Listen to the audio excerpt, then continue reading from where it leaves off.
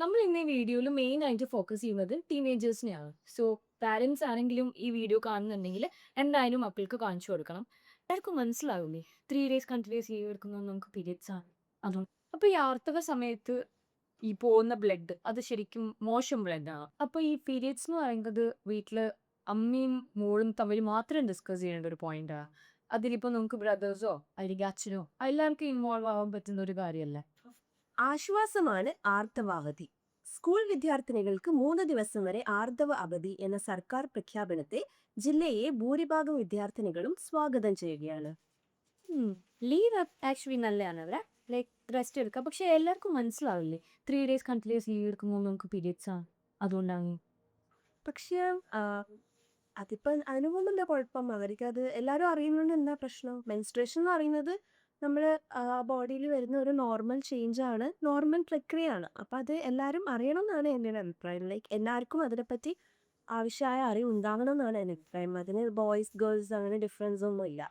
Teachers ആണെങ്കിലും കുട്ടികളാണെങ്കിലും അച്ഛനാണെങ്കിലും അമ്മയാണെങ്കിലും എല്ലാവർക്കും മെൻസ്ട്രേഷൻ എന്നുള്ളത് ഒരു നോർമൽ പ്രോസസ്സ് ആണെന്നുള്ളത് എല്ലാവരും അറിയണം എന്നാണ് എൻ്റെ ഒരു അഭിപ്രായം. ആക്ച്വലി ഇപ്പം വെരി യങ് ഏജിലാണ് എല്ലാവർക്കും പീരിയഡ്സ് ആവുന്നത്, ലൈക്ക് കമ്പയർ ടു പണ്ടത്തെ കാലം. അപ്പൊ നമുക്കെന്നാ ഇന്ന് മെൻസ്ട്രേഷനെ പറ്റി സംസാരിക്കാം. So hi all, welcome back to our channel my gynaec friend. അപ്പൊ നമുക്ക് ഇന്ന് മെൻസ്ട്രേഷനെ പറ്റി, ലൈക്ക് എന്താണ് മെൻസ്ട്രേഷൻ, അതിന്റെ പ്രിപ്പറേഷൻസ് എന്തൊക്കെയാണെന്നൊക്കെ ഒന്ന് ഡിസ്കസ് ചെയ്യാം. നമ്മൾ ഇന്ന് ഈ വീഡിയോയിൽ മെയിൻ ആയിട്ട് ഫോക്കസ് ചെയ്യുന്നത് ടീനേജേഴ്സിനെയാണ്. സോ പാരൻസ് ആരെങ്കിലും ഈ വീഡിയോ കാണുന്നുണ്ടെങ്കിൽ എന്തായാലും മക്കൾക്ക് കാണിച്ചു കൊടുക്കണം. ഇപ്പം അധികം എല്ലാവരും അവെയർ ആയിരിക്കും. സ്കൂൾസിലും കാര്യങ്ങളൊക്കെ നമുക്കിപ്പം എക്സ്പ്ലെയിൻ ചെയ്ത് തരുന്നുണ്ട് മെൻസ്ട്രേഷൻ എന്താണ്, അതിന് നമ്മൾ എന്തൊക്കെ പ്രിപ്പറേഷൻസ് എടുക്കണമെന്ന്. സോ ഈ വീഡിയോ അതിനുള്ള ഒരു കോണ്ടന്റ് ആയിട്ട് നമ്മൾ കാണുന്നത്. സോ എന്താണ് മെൻസ്ട്രേഷൻ ആൻഡ് എന്തുകൊണ്ടാണ് മെൻസ്ട്രേഷൻ ഉണ്ടാകുന്നത്, ലൈക്ക് വരുന്നത്? നമുക്ക് മെൻസ്ട്രേഷൻ എന്നുള്ളത് ഒരു കഥ പോലെ പറഞ്ഞാലോ കുട്ടികൾക്ക് മനസ്സിലാവാൻ വേണ്ടിയിട്ട്. അതായത് ഓരോ പെൺകുട്ടിയും വളരുമ്പം അവര് ബയോളജിക്കലി റെഡി ഫോർ പ്രഗ്നൻസി ആവുമ്പോഴാണ് ആദ്യത്തെ പീരീഡ്സ് ഉണ്ടാകുന്നത്. അതിനാണ് മെനാർക്കി എന്ന് പറയുന്നത്. അപ്പം മെൻസ്ട്രേഷൻ എന്ന് പറയുന്നത് ഒരു സൈക്കിളായിട്ട്, മെൻസ്ട്രൽ സൈക്കിളായിട്ടാണ് നമ്മുടെ ബോഡിയിൽ നടക്കുന്നത് അല്ലേ. എല്ലാ മാസവും നമുക്ക് പീരീഡ്സ് ആവുന്നുണ്ട്. സോ മെൻസ്ട്രൽ സൈക്കിളിന്റെ ഫസ്റ്റ് ഹാഫ്, അതായത് ഒരു ഫസ്റ്റ് 14 to 15 ഡേയ്സിൽ നമ്മൾ യൂട്രസ് നല്ല ലേയേഴ്സൊക്കെ ഉണ്ടാക്കിയിട്ട് കുട്ടി വരാൻ വേണ്ടി വെയിറ്റ് ചെയ്യും. അതായത് ഒരു ബെഡൊക്കെ ഫോം ചെയ്തിട്ട്. അപ്പോൾ ഒരു മെൻസ്ട്രൽ സൈക്കിളിൽ ഒരു പകുതിയൊക്കെ ആവുമ്പോഴേക്ക് അണ്ടാശയത്തിൽ നിന്ന്, അതായത് ഓവറിൽ നിന്ന് എഗ്ഗ് റിലീസ് ആവും. ഈ എഗ്ഗ് സ്പേമുമായിട്ട് മീറ്റ് ചെയ്യുവാണെങ്കിൽ കുട്ടി ഫോം ആയിട്ട്, അതായത് എംബ്രിയോന്റെ ഇനീഷ്യൽ സ്റ്റേജിൽ ഫോം ആയിട്ട് അത് ഗർഭാശയത്തിൽ പോയിരുന്ന് പ്രഗ്നൻസി ആവും. സപ്പോസ് മീറ്റ് ചെയ്യുന്നില്ലെങ്കിൽ ഈ ഓവം ഉണ്ടായത് ആവശ്യമില്ലല്ലോ, അപ്പൊ അത് പോകും. പിന്നെ ഈ യൂട്രസിന് മനസ്സിലാവും ഓക്കെ കുട്ടിയൊന്നും വരുന്നില്ല എന്ന്. അങ്ങനെ ആകുമ്പോൾ അത് സെക്കൻഡ് ഹാഫിൽ അത് ഷെഡ് ചെയ്യാൻ റെഡി ആവും. സോ ആ സെക്കൻഡ് ഹാഫിന്റെ ലാസ്റ്റോട് ആവുമ്പോഴേക്ക് ഷെഡായിട്ട് പുറത്തേക്ക് വരും. അപ്പൊ ഈ ബെഡ് ഫോം ചെയ്യുന്നത് ബ്ലഡ് വെസൽസും ടിഷ്യൂസും ഒക്കെ കൊണ്ടാണ്. ആ കണ്ടൻസ് ആണ് നമ്മൾ പുറത്തേക്ക് പോകുന്നത്. ഇതാണ് മെൻസ്ട്രേഷൻ എന്ന് പറയുന്നത്. ഇത് എല്ലാ മാസവും നടക്കുന്ന ഒരു പ്രക്രിയയാണ്. അപ്പൊ ഈ ആർത്തവ സമയത്ത് ഈ പോകുന്ന ബ്ലഡ് അത് ശരിക്കും മോശം ബ്ലഡാണ്. കാരണം പണ്ട് കാലത്തൊക്കെ പറയായിരുന്നു പീരിയഡ് സമയത്ത് അടുക്കളയിൽ കയറാൻ പാടില്ല, ഡേറ്റിലേക്ക് എടുക്കാൻ പാടില്ല. പാടില്ല, കിണർ തൊടാൻ പാടില്ല. അതൊക്കെ ശരിക്കും ഒരു ബേസ്ലെസ് ആയിട്ട് പറയുന്ന കാര്യങ്ങളാണ്, അല്ലെങ്കിൽ അത് സയന്റിഫിക് ആയിട്ട് എന്തെങ്കിലും ഉണ്ടോ? സയന്റിഫിക്കലി നോക്കുവാണെങ്കിൽ അത് ഭയങ്കര ബേസ്ലെസ് ആണ്. കാരണം നമ്മുടെ യൂട്രസിന്റെ ലേയേഴ്സ് അത് ബ്ലഡ് വെസൽസും പിന്നെ ടിഷ്യൂസ് ഒക്കെയാണ്, അതൊക്കെയാണ് പുറത്തേക്ക് വരുന്നത്. അതൊന്നും മോശമായിട്ടുള്ള കാര്യങ്ങളേ അല്ല.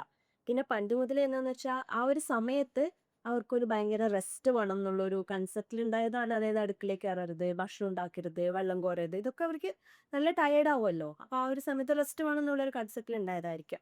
അതുമല്ലാണ്ട് പണ്ട് ഈ അങ്ങനെയുള്ള പാഡുകളോ അങ്ങനെയൊന്നും സാറിനില്ല, തുണികളൊക്കെ ആയിരുന്നല്ലോ യൂസ് ചെയ്ത്. അപ്പം എക്സസീവ് ആയിട്ടുള്ള ഫിസിക്കൽ ആക്ടിവിറ്റീസ് അല്ലെങ്കിൽ ബെഡിലൊക്കെ കിടക്കുമ്പോൾ ലീക്ക് ആവാനൊക്കെ ഉള്ള ചാൻസസ് ഉണ്ടാവും. സോ അതുകൊണ്ടായിരിക്കും പണ്ടുള്ള ആൾക്കാർ അങ്ങനെയൊക്കെ പാറ്റ് ഉണ്ടാവുക. പക്ഷെ ബയോളജിക്കലി അല്ലെങ്കിൽ സയന്റിഫിക്കലി നോക്കുവാണെങ്കിൽ ഇതൊരു മോശം ബ്ലഡ്, ശരീരത്തിലെ മോശമായ കാര്യങ്ങളാണ് പുറത്തേക്ക് വരുന്നത്, അങ്ങനെയൊന്നും ഇല്ല ഇതിൽ.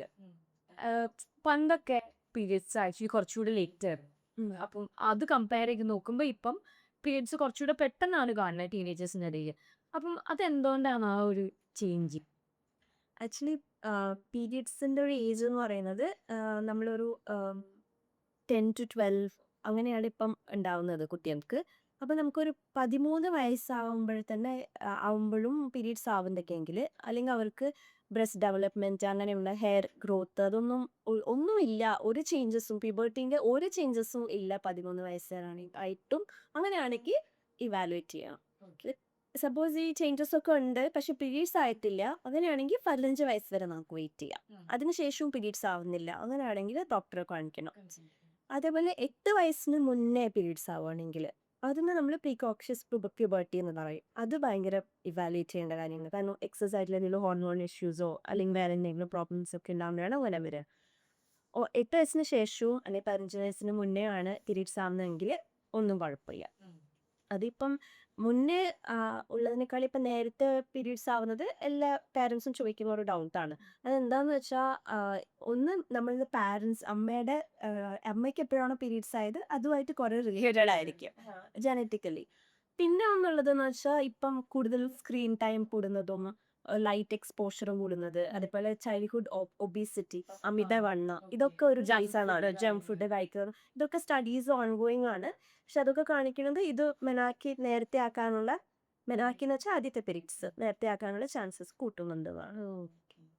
ബീങ് എ പാരന്റ്, അപ്പം നമ്മൾ എപ്പോഴാണ് കുട്ടികൾക്ക് ഇതിനെ പറ്റി ഒരു അവയർനെസ് കൊടുക്കേണ്ടത്, അല്ലെങ്കിൽ നമ്മൾ എന്തൊക്കെയാണ് കുട്ടികൾക്ക് ഇതിനെപ്പറ്റി പറഞ്ഞു കൊടുക്കേണ്ടത്?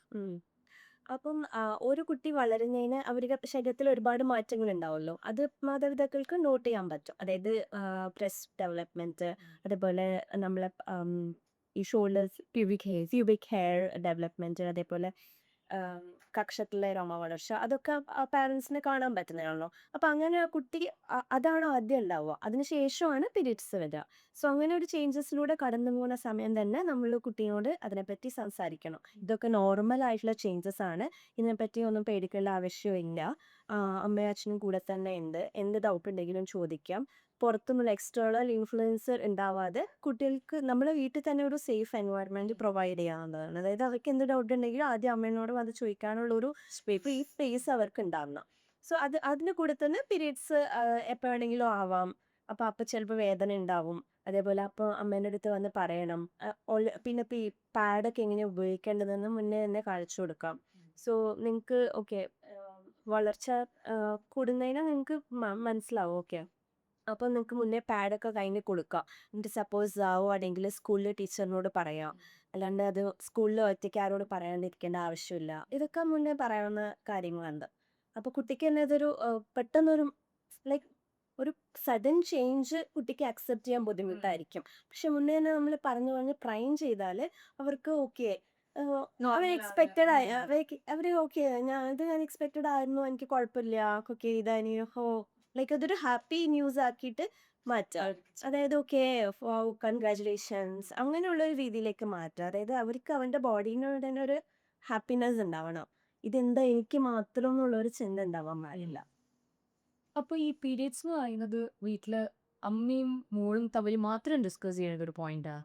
അതിനിപ്പോൾ നമുക്ക് ബ്രദേഴ്സോ അല്ലെങ്കിൽ അച്ഛനോ എല്ലാവർക്കും ഇൻവോൾവ് ആവാൻ പറ്റുന്ന ഒരു കാര്യമല്ലേ? ഓഫ് കോഴ്സ് ഇൻവോൾവ് ചെയ്യണം. എല്ലാവർക്കും അതിനെപ്പറ്റി ഒരു ധാരണ ഉണ്ടാവണം എന്നാണ് എൻ്റെ അഭിപ്രായം. അതായത് ചെറിയ ടീനേജ് ബോയ്സ് ആണെങ്കിലും അവർക്ക് ഇങ്ങനെ അവരുടെ ഫ്രണ്ട്സ് അല്ലെങ്കിൽ അനിയത്തിമാർക്ക് ചേച്ചിമാർക്ക് ഇങ്ങനെ ഒരു പ്രക്രിയ ഒരു പ്രോസസ്സ് അവരുടെ ശരീരത്തിൽ നടക്കുന്നുണ്ടെന്ന് അവർക്ക് അറിവുണ്ടാവണം. അങ്ങനെ ആകുമ്പോൾ മാത്രമേ ഫ്യൂച്ചറിൽ അവർക്കൊരു വൈഫോ അല്ലെങ്കിൽ പാർട്ട്ണറോ വരുമ്പോൾ അവർക്ക് ആ ഒരു രീതിയിൽ സപ്പോർട്ട് ചെയ്യാൻ പറ്റുള്ളൂ. സോ ഇത് നോർമൽ പ്രോസസ്സാണെന്നും ഇത് കുറേ ഹോർമോണൽ വേരിയേഷൻസും കൂടെ കടന്നു പോകാതെന്നും അവർക്ക് അതേപോലെ ഫിസിക്കലി മെൻ്റലി ഉള്ള ചാലഞ്ചസ് ആ സമയത്തുള്ളതൊക്കെ അച്ഛനാണെങ്കിലും ചേട്ടനാണെങ്കിലും അനിയനാണെങ്കിലും അറിഞ്ഞിരിക്കണം. സോ ഇതൊരു ഫാമിലി ഇൻവോൾവ് ചെയ്യേണ്ട ഒരു പ്രോസസ്സ് തന്നെയാണ് മെൻസ്ട്രേഷൻ. ഇതൊരു ടാബു അല്ല. ഇത് നമ്മൾ അതിന് ഇപ്പം കുറേ മാറി. ആക്ച്വലി നമുക്കൊക്കെ പീരീഡ്സ് ആവുന്ന സമയം വെച്ച് നോക്കുമ്പോഴും തന്നെ ഇപ്പം ഒരുപാട് മാറി.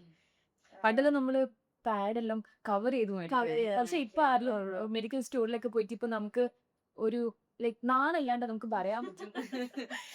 ഞാനൊക്കെ ഇപ്പം എന്താന്ന് വെച്ചാൽ ഞാനൊക്കെ MBBS ജോയിൻ ചെയ്തതിന് ശേഷമാണ് ഇപ്പൊ പാഡൊക്കെ ഡയറക്റ്റ് വാങ്ങാൻ തുടങ്ങിയത്. അല്ലെങ്കിൽ ഞാനും കവറിലൊക്കെ ഇട്ടിട്ട് സ്കൂളിലൊക്കെ കൊണ്ടുപോകുമ്പോൾ കവർ ചെയ്ത് അത് ആൻഡ് ഓൾസോ ഞാൻ മെഡിക്കൽ സ്റ്റോറിൽ ലേഡി സ്റ്റാഫ് ആണെന്ന് മേക്ക് ഷുവർ ചെയ്യും. കാരണം ഒരു മെൻ സ്റ്റാഫ് ആണെങ്കിൽ നമുക്ക് ഭയങ്കര ഒരു ഇതായിരിക്കും എങ്ങനെ ഇപ്പൊ അവരോട് കമ്മ്യൂണിക്കേറ്റ് ചെയ്യാം. പക്ഷെ അത് വെച്ച് നോക്കുമ്പോൾ എനിക്ക് ഫീൽ ചെയ്യുമ്പോൾ ഒരുപാട് ചേഞ്ച് ആയി. ഒരുപാട് ചേഞ്ച് ചെയ്തു. അപ്പം ഈ മാറ്റം നല്ലതാണ്.